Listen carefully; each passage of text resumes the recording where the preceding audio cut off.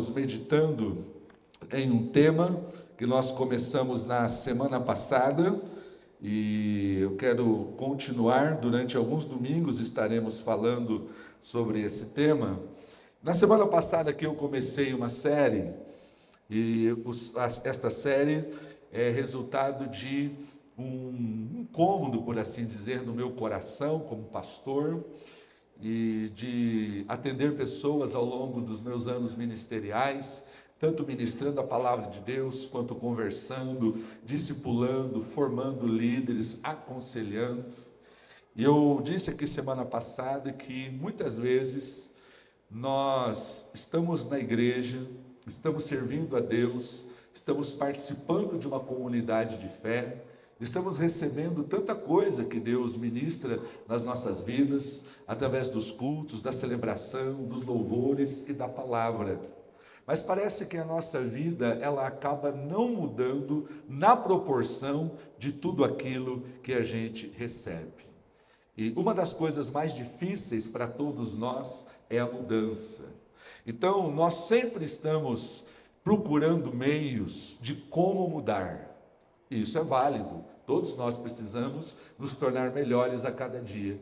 Mas antes de você se perguntar como você pode mudar, eu e você precisamos nos perguntar por que é que nós não mudamos. Porque antes de mudar, nós precisamos entender quais são os bloqueios, os obstáculos ou aquilo que impede a nossa mudança. E semana passada eu disse que o fato de uma pessoa aceitar a Jesus como Salvador e começar a pertencer ao reino de Deus, ao mundo de Deus, estar na presença de Deus, as mudanças elas não acontecem no estalar de dedos. A mudança é um processo. E todos nós que já tivemos a experiência de aceitar a Jesus, lutamos dia após dia para manter a nossa vida diante da presença de Deus e a cada dia nos tornarmos melhores com a graça de Deus. Esse é um processo que a Bíblia vai chamar de santificação. Mas todos os dias, em todos os momentos, nós estamos num processo de batalha. E na semana passada eu disse que muitas vezes a nossa vida, o nosso estilo de vida, aquilo que nos cerca, a nossa realidade, ela nos coloca numa realidade existencial que afeta a nossa mente, as nossas emoções e os nossos comportamentos. Afeta o que, gente? A nossa mente, emoções e comportamentos. E isso vai se repetindo por anos, até que esse processo, que vai se repetindo por anos, vai nos tornando viciados. Vai viciando a nossa mente, as nossas emoções e os nossos comportamentos. Depois eu vou falar novamente sobre esse processo. E nós vamos ficando numa realidade existencial que ela vai nos prendendo, ela vai nos amarrando, e por que não dizer, ela vai nos escravizando naquele estado mental, emocional e comportamental, e nós vamos repetindo isso por anos, e nós vamos nos tornando escravos de um estilo de vida, de uma existência que vai nos afastando da presença de Deus. Semana passada aqui eu dei algumas explicações neurológicas e neuroquímicas. Se você quiser acessar o conteúdo da semana passada, já está no YouTube da igreja. Aliás, se você ainda não se inscreveu, se inscreva lá no canal do YouTube da igreja, gente. Amém, gente? Vocês sabiam que a Degramado tem canal no YouTube? Se não sabia, acessa lá. A mensagem do domingo passado já está lá. Qual é o tema de hoje? Hoje eu quero olhar para um modelo bíblico e o nosso tema de hoje é viciados no Egito. Você pode repetir comigo? Viciados no Egito. Mais uma vez, viciados no Egito. Muitas pessoas dizem assim, não, mas eu não sou um viciado, eu não fumo, eu não bebo, eu não roubo, eu não sou dependente químico. Gente, eu e você somos mais viciados do que você imagina. Eu e você somos mais viciados do que você imagina. E são exatamente esses vícios egípcios que vão nos afastando da presença de Deus. O objetivo de Deus não é que você permaneça no Egito. O objetivo de Deus é te levar para Canaã. Mas o Egito vai fazer de tudo para prender você nele. O Egito vai fazer de tudo para prender você nele. E eu venho aqui nesta noite com uma palavra libertadora para a sua vida em nome de Jesus. Deus quer te libertar cada vez mais do Egito e te colocar cada vez mais perto das promessas dele em nome de Jesus. Mas você precisa escolher. Eu e você precisamos escolher se a gente quer o Egito ou se a gente quer Canaã. Já adianto para você, os dois não dá. Os dois não dá. Não dá para você querer Canaã e continuar escravo no Egito. Os dois não dá. A gente precisa escolher, gente. Então vamos lá para Números, capítulo de número 14, versículo 1 até o versículo 4, é o texto que eu quero compartilhar com vocês. Antes de ler esse texto, eu quero compartilhar com você o contexto, o porquê esse texto está aqui. A Bíblia diz que Moisés está conduzindo o povo de Israel no deserto. Todos aqui, quem aqui já viu a história de Moisés com o povo de Israel no deserto? Levante a mão aí, só para eu ter uma ideia. Ok, a maioria já ouviu. Moisés está com o povo de Israel no deserto.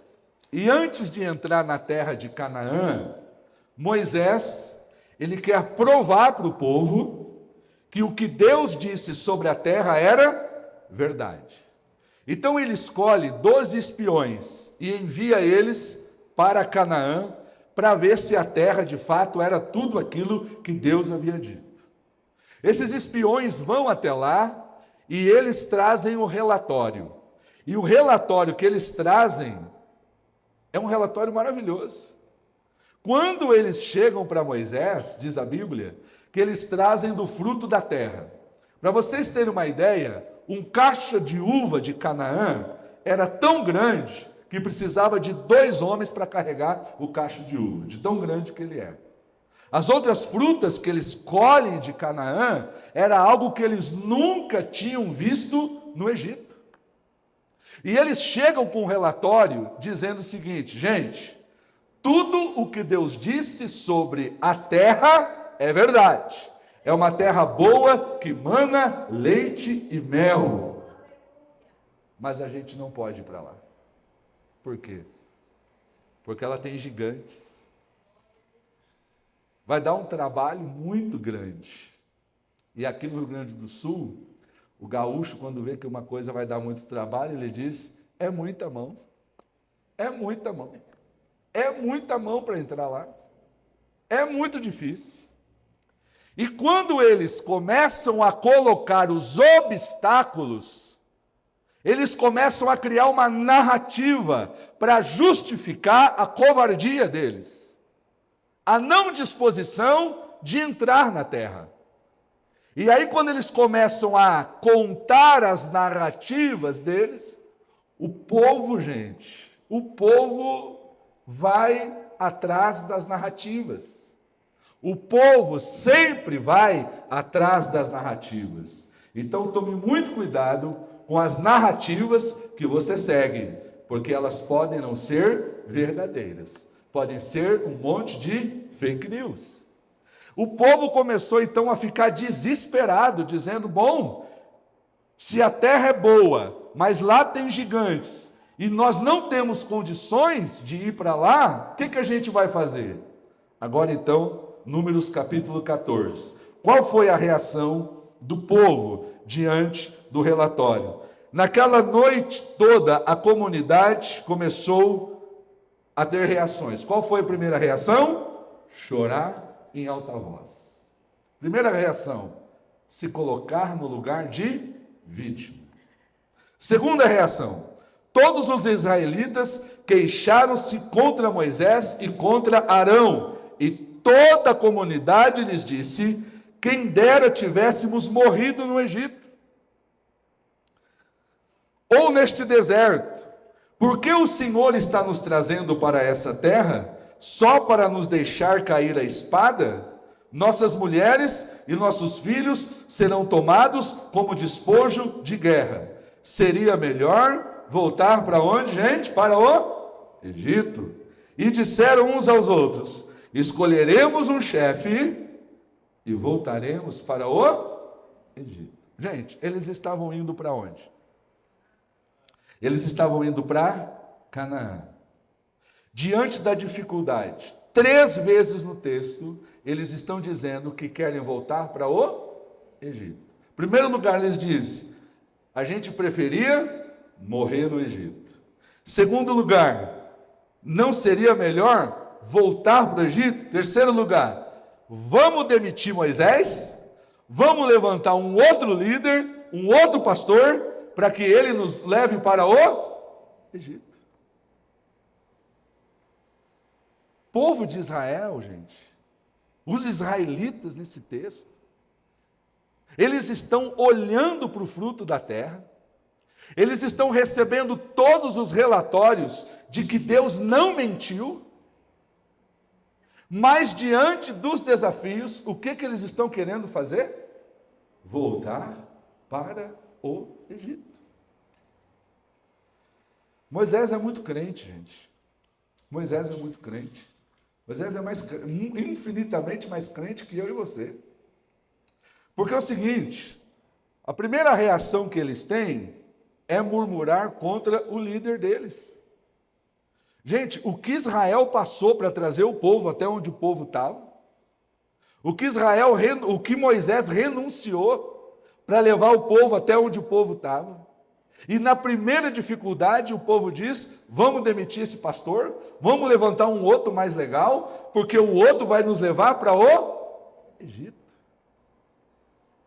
Quem levantou Moisés para liderar o povo na libertação? Deus. Olha a insanidade do povo. Deus levantou Moisés para libertar o povo, conduzir o povo no deserto e levá-los até Canaã. Eles querem agora demitir o homem que Deus levantou, mandar ele embora, levantar um outro líder para levar eles de volta para o lugar de onde Deus o havia tirado. Por quê, gente? Eles estavam viciados no Egito. Eu vou mostrar para vocês como que acontece esse processo. E não aconteceu só na vida deles, acontece na minha e na sua vida. E se nós não tomarmos cuidado, todos os dias nós vamos voltando um pouco para o Egito. Todos os dias nós vamos voltando um pouco mais para o Egito. E eu vou dizer uma coisa para você: quanto mais perto do Egito, mais distante de Canaã. Quanto mais perto do Egito, mais distante da promessa de Deus. Quanto mais perto da promessa de Deus, mais distante do Egito. São opostos, gente. São direções opostas. Então, se você quer conquistar as promessas de Deus, Egito é um lugar para onde você não deve querer voltar mais. Amém, gente? Egito é um lugar para onde você não deve querer voltar mais. Agora, o que é o Egito, pastor? Quero mostrar para você aqui, ponto 1, o Egito é um ecossistema. Todos nós, gente, vivemos num ecossistema. Você foi criado lá na sua casa, na casa dos seus pais. A casa dos seus pais tinha um ecossistema, que é o quê? A atmosfera, o ambiente, a cultura, os costumes, o ritmo da casa onde você foi criado. E esse ecossistema influenciou a sua vida. Esse ecossistema influenciou a maneira como você pensa, a maneira como você sente e a maneira como você age. Muito daquilo que você pensa, sente e faz é resultado do ecossistema da sua casa, da sua família, do ambiente onde você estava. A palavra de Deus vai nos mostrar que o Egito era esse ecossistema. Nós participamos de ecossistemas de ambiente de trabalho, que tem uma atmosfera, tem um modus operandi. As pessoas que estão ali que nós compartilhamos no nosso dia a dia, também foram criados nos seus mais variados ecossistemas, e elas trazem os seus ecossistemas para o ambiente de trabalho. A cidade de Gramado tem um ecossistema, a Igreja Assembleia de Deus de Gramado tem um ecossistema cujo objetivo é te colocar cada vez mais diante da presença de Deus. Mas o Egito não era apenas um lugar geográfico. O Egito era um ecossistema que moldava a vida das pessoas que viviam ali. Estão entendendo? O Egito era um ecossistema que moldava a vida das pessoas que viviam ali. E o Egito era um ecossistema que moldou a vida dos israelitas que estavam ali.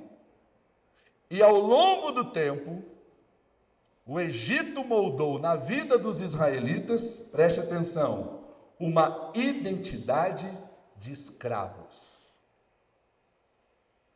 O Egito criou na vida dos israelitas uma identidade de escravos. Porque foi isso que eles se tornaram. O que eles se tornaram, gente? Escravos. E como que o Egito moldou? O Egito fez os israelitas pensar, sentir e se comportar como escravos. Volto a dizer, o Egito moldou os israelitas para eles pensarem, sentirem e se comportarem como escravos. Gente, e aquilo estava tão entranhado, aquilo foi tão internalizado na vida deles, que o Egito agora já não era mais um lugar geográfico. O Egito se tornou um modo de viver. Porque se o Egito fosse apenas um lugar de escravidão, se tirasse eles do Egito, eles deixariam de ser escravos. E a Bíblia diz que Deus tirou eles da geografia do Egito e levou eles para o deserto. Agora, fora do Egito e no deserto, eles se comportavam como o quê? Escravos. Então não é uma questão só de meio ambiente, é uma questão de estado existencial. E aqui eu quero abrir um parênteses, que tem pessoas que elas acham que se elas simplesmente mudar de geografia, tudo na vida dela vai mudar. Sim ou não, gente? Tem gente que não acha que, não, pastor, se eu mudar de geografia, tudo na minha vida vai mudar. Eu pergunto, será? Será? Tem gente que mora no calor e diz o seguinte: se eu me mudar para Gramado, tudo vai mudar. Porque eu gosto de frio. Aí vem para Gramado e a vida continua a mesma. Tem gente que mora no frio e diz: se eu morasse no calor, eu seria uma pessoa 10 vezes melhor do que eu sou. Será? Tem gente que diz assim: se eu mudar de bairro, eu vou ser uma pessoa melhor. Aí ele muda de bairro, continua a mesma pessoa. Aí diz: não, de bairro não, eu vou agora me mudar de cidade. Aí muda de cidade, eu vou ser uma pessoa melhor. E ele descobre que a cidade para onde ele foi também tem os mesmos problemas, tem um monte de coisa que ele não gosta, tem gente que ele não gosta, porque em todo lugar tem gente. Quem não gosta de gente no lugar onde mora, não vai gostar de gente do lugar para onde vai, porque o problema não é as pessoas que você não gosta, o problema é você e eu, que às vezes não gostamos de gente. Aí a pessoa muda de cidade e diz: não, se não está resolvendo, eu vou me mudar de estado, porque se eu for para um outro estado, aí a coisa muda. Aí é o seguinte, ela mudou de bairro, não resolveu, ela mudou de cidade, não resolveu, ela mudou de estado, não resolveu. Aí ela diz o seguinte: bom, o problema é o Brasil, essa porcaria desse país. Aí eu vou me mudar agora para outro país. Aí ela chega lá e descobre as porcarias daquele país. E a pessoa está insatisfeita. Aí ela começa a dizer assim, olha, mudei de bairro, não resolveu, mudei de cidade, não resolveu, mudei de estado, não resolveu, mudei de país, não resolveu. O que o pessoal está pensando em fazer agora? Mudar de planeta, gente. O Elon Musk está querendo levar o pessoal para Marte. Porque ele disse assim o seguinte, gente, a Terra já não é mais suficiente. Quem sabe se eu for para Marte, né, vai ter alguma coisa interessante lá para mim fazer, e isso vai mudar a minha vida. Meu irmão, o que muda a sua vida não é a geografia, é a presença de Deus dentro de você. Porque quem está oco por dentro, gente, pode morar lá nas Bahamas, pode morar no Havaí, pode morar na casa de praia, na praia mais linda. Quem é oco por dentro leva o seu vazio para onde vai, mas aquele que está cheio da presença de Jesus, aonde ele está, ele manifesta a glória de Deus aonde ele estiver. Porque não é uma questão de geografia, é uma questão de vazio existencial. O povo de Israel saiu do Egito, mas o Egito continuava dentro deles, no comportamento deles, na mentalidade deles, na maneira deles agirem. E por que isso aconteceu? Vou te dar aqui para você 3 razões. Primeiro, porque eles viveram como escravos no Egito por muito tempo. Êxodo 12:40 diz o seguinte: ora, o período que os israelitas viveram no Egito foi quantos anos? 430 anos, gente. É 430 anos em escravidão. Tinha gente ali que o bisavô dele já era escravo. Tinha pessoas ali que nasceram, cresceram, viveram, tiveram famílias e morreram escravos. Mais de 4 séculos vivendo naquele ecossistema. Isso muda até a genética da pessoa, quase muda o DNA da pessoa. A criança, quando nasce, já nasce berrando como escravo.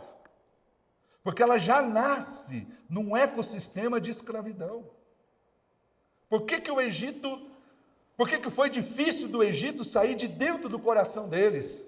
Porque eles passaram 400 anos vivendo como escravos. Segundo lugar, por causa do estilo de vida de escravidão que eles viveram. Êxodo capítulo 1, versículo 11 diz o seguinte: os egípcios estabeleceram sobre eles chefes de trabalhos forçados para os oprimir com tarefas pesadas. E assim os israelitas construíram para Faraó as cidades celeiros de Pitom e Ramsés. Versículo 14. Tornaram a vida dos israelitas amarga, impondo sobre eles árdua tarefa de preparar o barro e fazer tijolos. O povo de Israel estava ali fazendo construção e eles tinham que amassar o barro, fazer o tijolo e fazer a construção. Aí a gente vai lá no Egito, visitar o Egito, achar lindo e maravilhoso, tudo trabalho escravo. As pirâmides todas foram construídas por escravos. Dentre eles, os israelitas, e a executar todo tipo de trabalho agrícola. Em tudo os egípcios os sujeitavam a cruel escravidão. E em terceiro lugar, por causa dos impactos que a escravidão trouxe sobre eles. E rapidamente, o primeiro impacto foi físico, o segundo impacto psicológico e o terceiro impacto espiritual. Todos esses fatores estabeleceram dentro de cada um dos israelitas um estado existencial de escravidão. O Egito era um ecossistema governado por um tirano chamado Faraó. E esse tirano achava que ele era Deus. E eles viveram nesse estado até o dia em que o libertador chegou. Até o dia em que Moisés chegou. E quando Moisés chegou, Deus, de maneira poderosa, majestosa e sobrenatural, libertou o povo dele e os conduzia à terra de Canaã. Mas você pode dizer assim: pastor, eu não sou como eles, eu não sou escravo como eles, eu não me enquadro dentro desse sistema que o senhor acabou de relatar. Queridos, eu quero olhar para o Egito aqui, eu quero olhar para Faraó aqui como metáforas para os egípcios atuais, para os egípcios modernos, porque a maneira de agir, o modus operandi é o mesmo. Gente, o Egito aqui, ele simboliza o ecossistema do mundo em que nós vivemos. O ecossistema do mundo que nós vivemos é um Egito. E assim como o tirano do Egito era Faraó, o tirano do Egito, do ecossistema do mundo que nós vivemos, se chama Satanás. É ele quem governa, é ele quem controla o ecossistema do mundo e da cultura deste mundo pecaminoso, corrupto, corruptor, imoral que nós estamos vivendo em todos os sentidos. E Satanás, ele estabelece um domínio, um controle sobre esse ecossistema. E todos aqueles que vivem a partir deste ecossistema também estão escravizados por esse tirano. Quando eu estou falando aqui de Egito, é tudo aquilo que vicia a sua vida, que trava a sua vida, que emperra a sua vida, e que coloca a sua vida num estado de inércia, ou coloca a sua vida num estado em que você não avança, você não consegue nunca alcançar as promessas de Deus, porque todas as vezes que você de alguma maneira quer se aproximar das promessas de Deus, há uma força gravitacional do Egito que sempre está querendo te trazer de volta para Ele. Por isso que nesta noite, o que eu e você precisamos desesperadamente é cada vez mais da presença libertadora de Jesus na nossa vida, para que todas as amarras do Egito sejam arrebentadas em nome de Jesus. Em nome de Jesus. Porque o Egito, ele tem uma força gravitacional que vai sempre te puxar para ele. Não, pastor, mas é que eu não sou viciado em nada desse mundo. Quem pensa assim é porque o Egito já te escravizou. E você nem sabe. O Egito já te escravizou e você não sabe. Tanto que você nem luta mais. Por quê? Porque você já se viciou, você já se adequou à cultura do Egito. Porque não existe vida cristã, irmãos, sem batalha espiritual. Não existe vida cristã sem vivermos todos os dias vencendo e triunfando a nossa vitória diária na presença de Deus. Todos os dias precisamos estar cada vez mais perto de Canaã e cada vez mais distante do Egito. Você está recebendo essa palavra? Está entendendo o que Deus está falando no seu coração? Então a gente precisa observar aqui, Mateus capítulo 4, versículo 8 e 9, a Bíblia diz que essa foi a última dimensão da tentação de Satanás a Jesus. Satanás pega Jesus, leva ele num alto monte e mostra para Jesus todos os reinos do mundo e o seu esplendor. E Satanás diz: Jesus, está vendo todos os reinos do mundo e o seu esplendor? Eu quero dar para você. Eu sei que a proposta que o Deus Pai fez para você é que você conquistaria esse mundo indo para a cruz. Mas eu tenho uma proposta menos dolorida. Eu tenho uma proposta mais fácil. Eu tenho uma proposta que para você não vai causar dor nenhuma. E se você aceitar essa proposta, eu vou te dar todos os reinos do mundo e todo o seu resplendor. Qual é a proposta, Satanás? É só você se ajoelhar diante de mim e adorar. Eu disse para você que o Egito, ele é governado por um tirano chamado Faraó, que quer ser Deus. E o Egito deste mundo é governado por um tirano chamado Satanás, que ele acha que ele pode ser Deus. Ele é tão petulante, ele é tão sem noção, que ele acha que o Filho de Deus vai deixar de obedecer ao comando do Pai para se curvar diante dele. Satanás, ele foi tão petulante a ponto de propor para Jesus se ajoelhar diante dele. Olha, meu irmão e minha irmã, se Satanás, ele foi tão petulante a ponto de achar que o Filho de Deus podia se curvar diante dele, o que você acha que ele está fazendo comigo e com você todos os dias? Todos os dias Satanás está oferecendo os resplendores deste mundo e dizendo: tudo é teu, é só você se curvar. Tudo é teu, é só você se curvar. É só você deixar de lado esse negócio de plano de Deus, projeto de Deus, vontade de Deus, propósito de Deus. Deixa tudo isso.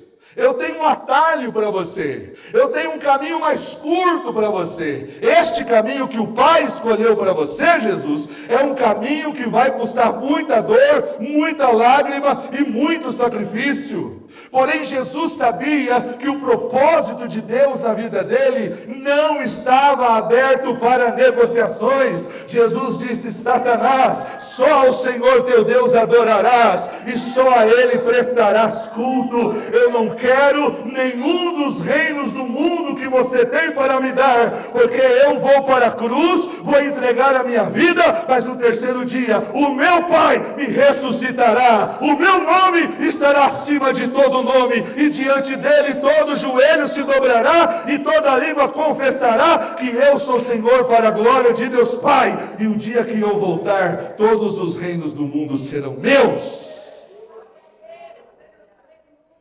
Todos os reinos do mundo serão meus, sem precisar me curvar diante de você. O diabo sempre vai querer te colocar de joelhos, mas diga para ele que os teus joelhos não estão à disposição do altar dele. Os teus joelhos não estão à disposição do altar de Satanás, mas sempre à disposição da presença de Deus. É só diante dele que nós vamos nos curvar. 2 Coríntios capítulo 4, versículo 4, o apóstolo Paulo diz: o Deus desta era, e ele coloca com D minúsculo, ele cegou o entendimento dos descrentes, para que não vejam a luz do evangelho da glória de Cristo, que é a imagem de Deus. O Deus desta era, deste século. E 1 João capítulo 5, versículo 19, o apóstolo diz o seguinte: sabemos que somos de Deus. Somos de Deus, gente?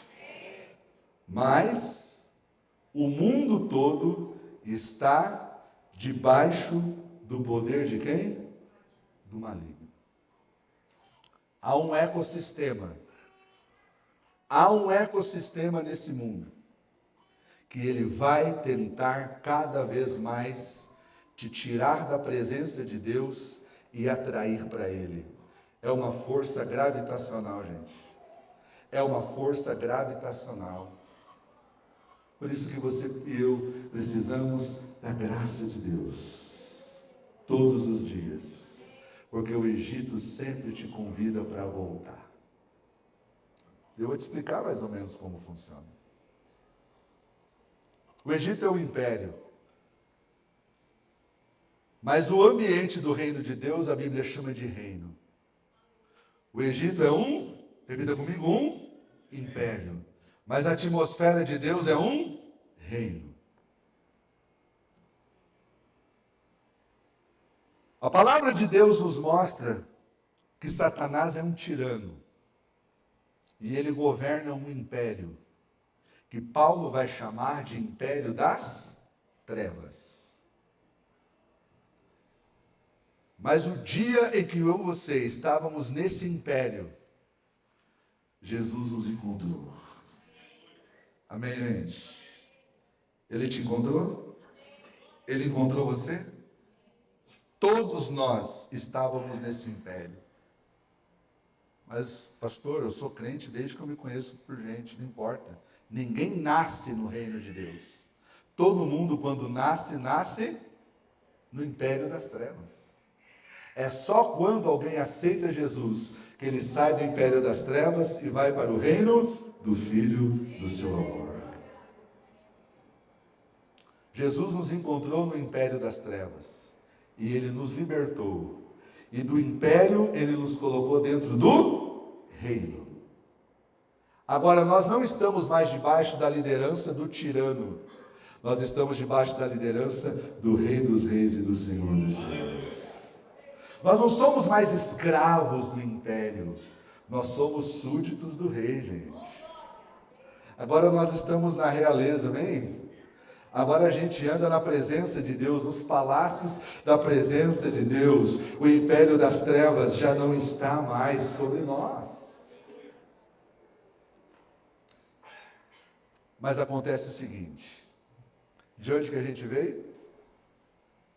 De onde que a gente veio? Do império das trevas, do Egito. E nós estamos aonde? Agora aonde? No reino do Filho do amor de Deus. Mas aí você chega no reino de Deus, e o reino de Deus tem parâmetros. Tem ou não tem? Tem parâmetros? Tem valores?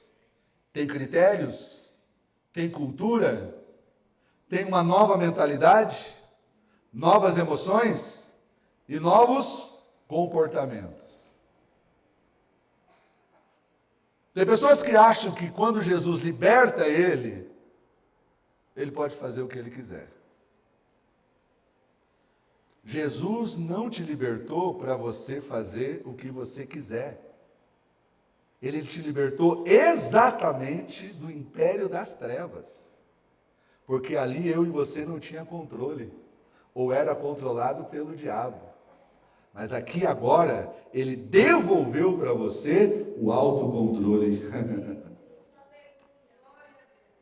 Por isso, gente, que servir a Deus não é seguir um monte de regras. Algumas pessoas dizem, pastor, sua igreja não tem regime interno? Não. A sua igreja não tem conjunto de regras? Eu digo, não. Na nossa igreja tem? Tem o que, gente? Tem o que, gente? Tem o que? O que eu estou fazendo nessa igreja, nesse púlpito, praticamente há 10 anos? Pregando o quê? Se 10 anos de palavra você ainda precisa de um regime interno, é porque você não entendeu nada ainda.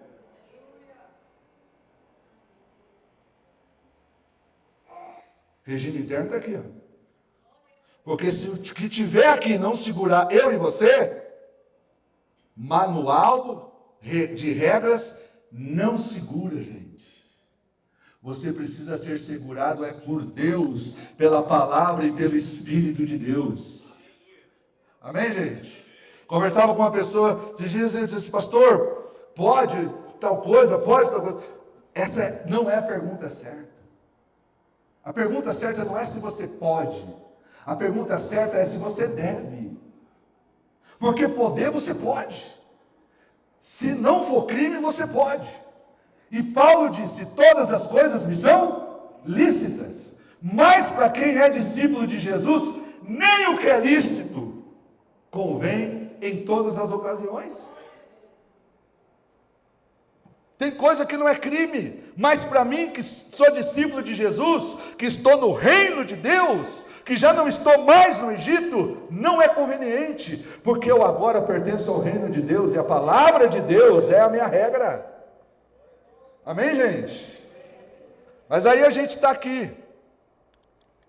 E aí quando a gente se depara com os parâmetros do reino, eles começam a nos incomodar. Por quê? Mesmo estando no reino, dentro de mim e de você ainda tem resquícios do que, gente? Tem resquícios do que, gente? Do Egito. Mesmo estando no reino, tem resíduos da onde, gente? Do Egito. E aí você começa a ter os valores do reino e eles começam a confrontar você. Porque você veio da onde? Eu e você viemos da onde? Nossa mente estava acostumada com quem? As nossas emoções estavam moldadas por quem? Os nossos comportamentos eram determinados por quem? O Egito. Mas agora nós estamos no reino. E aí quando os parâmetros do reino confrontam-nos, a gente começa a fazer o quê? Olhar para o Egito. Aí você olha para o Egito, e o Egito tem um marketing extraordinário. O Egito é marqueteiro de primeira. Você começa a olhar para o Egito e o Egito começa a abanar para você. Olá, tudo bem? Como é que você está? Tá difícil aí, né? Esse pastor pregando, né, e todo... Aqui não tinha. Aqui não tinha ninguém te dizendo para você fazer ou não fazer. Você fazia o que você queria. Tá difícil, né? Ah, bateu aí contra a palavra, né? Nós estamos aqui, ó. Maravilha isso aqui, ó. Você não quis ficar aqui? Jesus veio aqui, levou você para o reino dele. Nós temos aqui. A gente sabe que é propaganda enganosa. Mas como a gente é tonto, a gente em algum nível acha o Egito legal. O ecossistema do Egito, legal. Gente, o que o Egito fez com o povo de Israel, gente? O que o Egito fez? Que jeito? Batendo, dando surra, colocando como trabalho escravo. Gente, qual devia ser naturalmente, a reação de Israel quando foi liberto por Moisés? Qual devia ser a reação natural? Festa, alegria, gratidão, glória a Deus, 400 anos naquele lugar, 400 anos naquele inferno, 400 anos naquele cativeiro, 400 anos nascendo, vivendo e morrendo como escravo. Agora somos libertos, mesmo que a gente morra aqui no deserto, mas não vou morrer como escravo. Essa deveria ser a reação natural. Meu irmão e minha irmã, você já foi liberto do Egito, você tinha que estar soltando o rojão todo dia.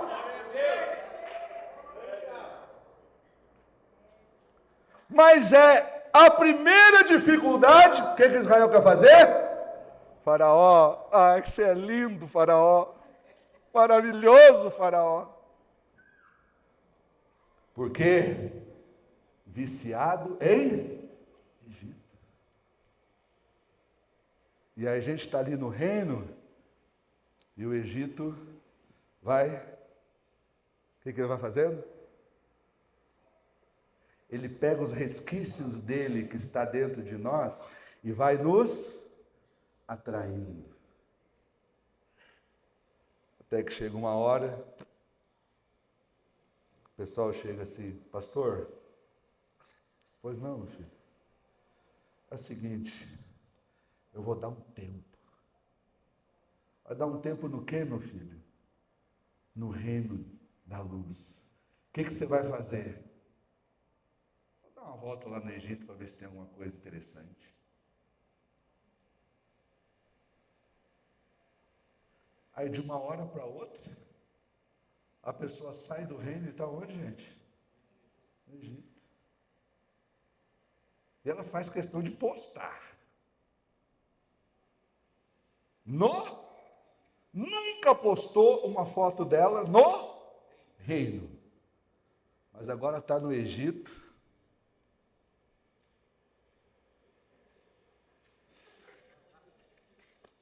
Faraózão lá, se cravando a unha nela, ela, que delícia de Egito. Aí o Egito derruba, pisa. Aquela pessoa do Egito usa ela mais uma vez. Ela volta depois. Pastor, Juliana, ajuda, Juliana. Ah, é? Engraçado. Quando foi para ir para o Egito, só mandou um WhatsApp. Fui, partiu. Aí o faraó está lá pisoteando, arrebentando. Olha por mim, pastor, a coisa não está boa. Tá, mas onde você está? Fui dar uma volta lá no Egito. É isso aí, meu filho. O Egito já provou quem ele é. Irmãos, o mundo precisa provar para você que ele não presta? Precisa provar? Você precisa voltar de novo para ele te arrebentar? Sim ou não? Tem alguns que até não saem, mas fica flertando. Fica aqui no reino de Deus, olhando para o Egito e...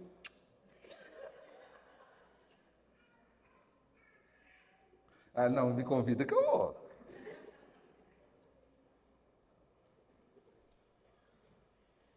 Porque tem resquícios do Egito que começam a ser atraídos. Deus precisa tirar completamente o Egito de dentro de você. Senão, sempre nas primeiras lutas, você vai querer voltar para o Egito. E de lá você já saiu, meu irmão. O que você não conhece é Canaã. Porque aquilo que o olho não viu, que o ouvido não ouviu, e que o coração humano ainda não sentiu, é o que Deus tem preparado para aqueles os quais Ele ama. O Egito você já conhece, o que você não conhece é Canaã, e é para lá que nós estamos indo. Você precisa escolher, gente. A gente precisa escolher. Porque nós estamos todos os dias, neste mundo. Pode subir, Leandro, por favor, pessoal do louvor. Nós estamos todos os dias aqui nesse mundo, gente. Respirando o ecossistema da onde? Do Egito. Você respira na segunda, na terça, na quarta, na quinta-feira você já está meio asfixiado. Na sexta, no sábado, aí domingo, eu e você viemos aonde? Aonde que a gente vem no domingo? Se você é crente, servo de Deus, você vai estar onde no domingo? Aqui no templo. Só que você já notou que às vezes a gente chega já asfixiado? O Egito, assim, você já chega asfixiado de Egito? Você já chega assim. Aí está o Leandro, o pessoal do louvor aqui, preparou um repertório maravilhoso, orou, buscou a Deus, e eles estão aqui cantando, ministrando, e a gente ainda está tentando se desasfixiar do Egito. Aí vem o pastor Zé Alves.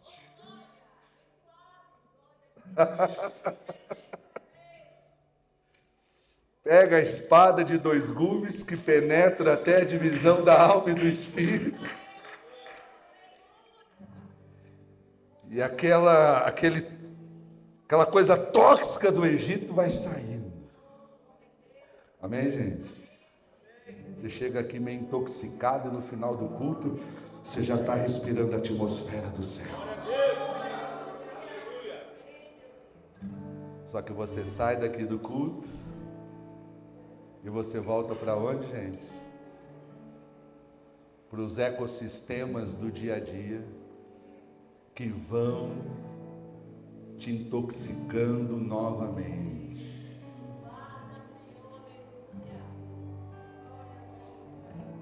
Porque 1h30 de culto por semana, não acha que isso vai resolver para te desintoxicar do Egito. Você precisa viver todos os dias respirando a atmosfera dos céus. Respirando a atmosfera dos céus.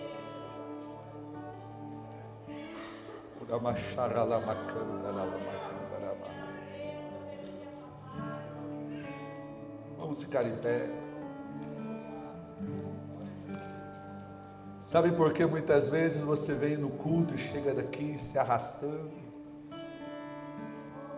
É porque você chega aqui intoxicado com o Egito. É tanta propaganda do Egito, é tanta coisa que ele vai te intoxicando. E de alguma maneira, ele pode estar convencendo algumas pessoas aqui de que ele é melhor. Mas o Egito é o lugar de onde você já saiu. O Egito é o lugar onde Deus já te tirou. E o lugar aonde Ele quer te conduzir é para Canaã, para promessas, para novos horizontes, novos territórios, novas dimensões, novas atmosferas.